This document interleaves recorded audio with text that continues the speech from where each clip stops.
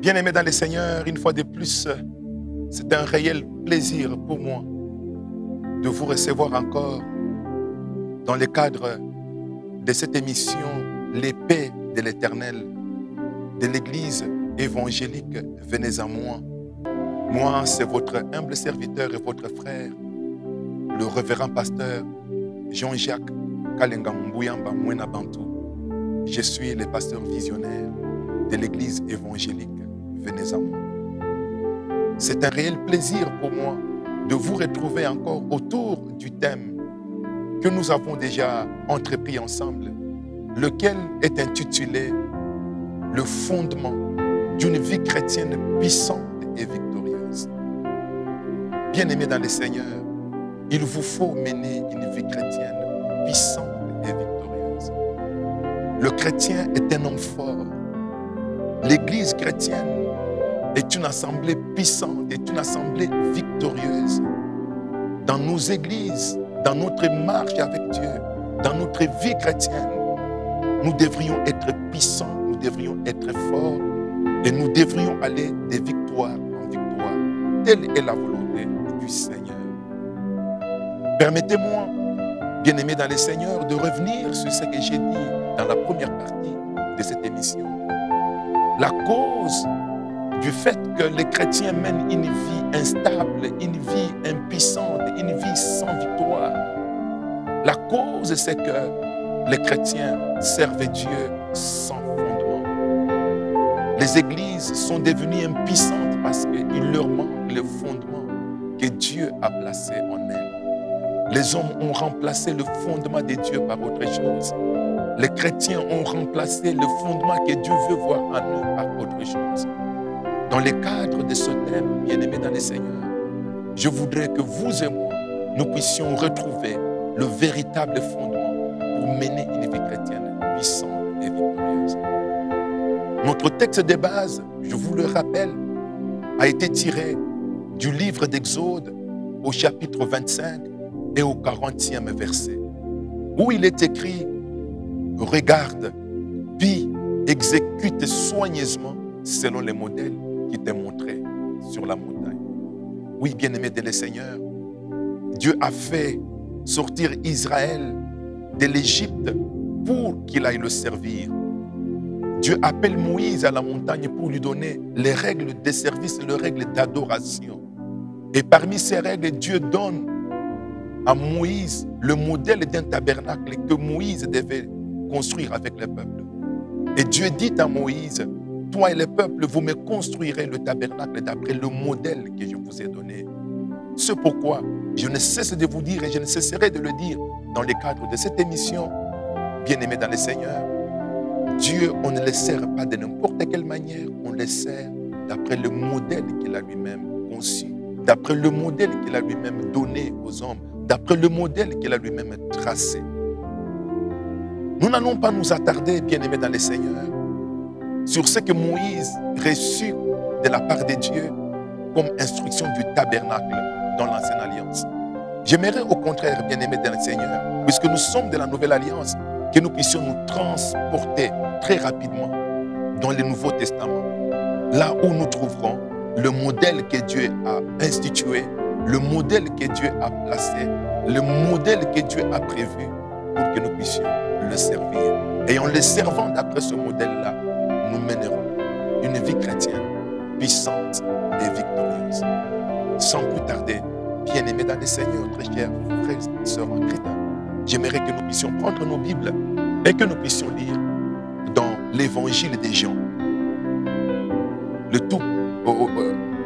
le verset 14, le chapitre 14, excusez-moi, et le tout premier verset du 10 chapitre. Je vais lire Jean chapitre 14, le premier verset. La Bible déclare que votre cœur ne se trouble pas. Croyez en Dieu et croyez en moi. Bien-aimés dans le Seigneur, ce passage que nous venons de lire est l'un des plus importants de la Bible. Ce qui est écrit dans la Bible est important, de Genèse à l'Apocalypse. Mais nous devons néanmoins savoir accorder une place particulière à certaines choses qui sont dites dans la parole de Dieu.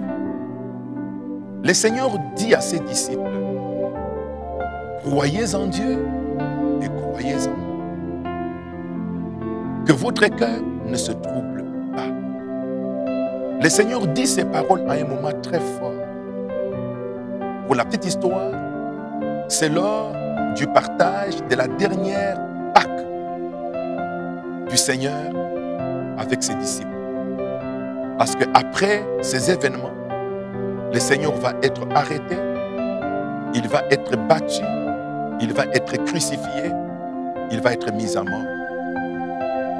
Pendant que le Seigneur est avec ses disciples autour de la Pâque, et la Pâque était une fête juive, le Seigneur transforme la joie de la fête en tristesse, en disant à ses disciples, en parlant à ses disciples de sa mort. Il leur dit que son heure est arrivée, que bientôt il va pouvoir les quitter et il ne les verrait plus. Cela a engendré une grande tristesse dans les cœurs des disciples. Le Seigneur prophétiquement lit la tristesse dans les cœurs de ses disciples et leur dit, pourquoi vous attristez-vous? Vous devenez triste parce que je vous annonce mon départ. Vous devenez triste parce que mon départ signifie que vous n'aurez plus autant de privilèges que vous aviez avec moi. Mon départ signifie qu'il vous manquera beaucoup d'autres choses. Mais vous n'avez pas à vous inquiéter. Parce que toutes ces choses-là, vous les aurez en croyant en moi. La seule chose que je vous recommande, si vous voulez garder tous les conforts que vous avez pendant que je suis là, physiquement avec vous, la seule chose que je vous recommande, si vous voulez conserver tous les avantages que vous avez pendant que je suis avec vous physiquement, la seule chose que je vous recommande, c'est de croire en Dieu et de croire. Permettez-moi, bien-aimés dans le Seigneur, à ce niveau, d'ouvrir rapidement une petite parenthèse. Il existe à travers le monde certaines confessions religieuses qui pensent ou qui enseignent, qui disent que Jésus n'est pas Dieu.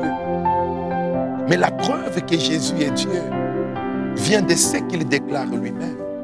Il dit à ses disciples, croyez en Dieu et croyez en moi. En d'autres termes, vos parents ont servi un Dieu, le Dieu d'Abraham, le Dieu d'Isaac, le Dieu de Jacob, le Dieu d'Israël. Avant de me rencontrer, vous avez entendu parler de ces dieux-là. Vous croyez en ces dieux-là comme vos parents. La même foi que vous avez en ces dieux-là, mettez-la également en moi. Le Seigneur réclame la même foi en Dieu, il la réclame en lui. Il ne réclame pas 90%, il réclame 100% de la foi que les disciples pourraient avoir en Dieu. Il les réclame en lui. En d'autres termes, Jésus s'est fait l'égal de Dieu. Et s'il s'est fait l'égal de Dieu, c'est qu'il est Dieu. Sauf à vouloir soutenir qu'il est en train d'usurper les fonctions ou les pouvoirs qui ne lui appartiennent pas. Mais tel n'est pas le cas. En disant, croyez en Dieu, croyez également en moi. La même foi que vous avez en Dieu, mettez-la également en moi. Le Seigneur s'est fait l'égal de Dieu parce que exactement et réellement, il est. Je vais faire cette parenthèse, nous pourrons y revenir plus d'autres détails. Déjà par ce passage, bien-aimés dans le Seigneur, très chers frères et sœurs en Christ, le Seigneur donne le fondement pour une vie chrétienne puissante et victorieuse. Ce fondement n'est rien d'autre que la foi en Jésus. Quiconque a sa foi en Jésus-Christ mènera une vie chrétienne puissante et victorieuse. Voilà pourquoi, bien-aimés dans le Seigneur, il faut que je vous dise, permettez-moi de vous le dire, lorsque vous vous rendez à l'église, ne vous y rendez pas pour n'importe quoi, sinon pour écouter la parole qui engendrera la foi en vous. Parce que pour mener une vie chrétienne puissante et victorieuse, vous n'avez besoin de rien d'autre que de la foi. C'est ce que le Seigneur est en train de dire ici. Je reviens un peu en arrière. Les disciples étaient devenus tristes parce qu'ils considéraient que les privilèges dont ils bénéficiaient autour de Jésus qui était physiquement avec eux, ils n'allaient plus en avoir. Ils allaient perdre tous ces privilèges-là. Les conforts qu'ils avaient en étant autour de Jésus, ils allaient le perdre. Mais le Seigneur leur dit, vous ne perdrez rien à condition d'avoir la foi en moi. La même foi que vous mettez en Dieu, en la mettant en moi, vous conservez tous les conforts, vous conservez tous les privilèges que vous avez avec moi physiquement à côté de vous. Bien-aimés dans le Seigneur, le fondement d'une vie chrétienne puissante et victorieuse s'appelle la foi. Il est important que nous puissions le retenir avant d'entrer dans d'autres développements. Je veux dire, tout ce que l'on vient ajouter à la foi vient détruire ce fondement et vient rendre la vie chrétienne impuissante et sans victoire. Il y a beaucoup de choses aujourd'hui que les chrétiens ont ajoutées à la foi. Il y a beaucoup de choses aujourd'hui que les chrétiens, les églises ont remplacées. Il y a beaucoup de choses aujourd'hui que les chrétiens sont en train de faire, pratiquent dans leur marche avec Dieu. Et ce sont ces choses-là qui font qu'ils mènent une vie chrétienne impuissante et sans victoire. Et pourtant, l'unique moyen pour mener une vie chrétienne puissante et victorieuse s'appelle la foi.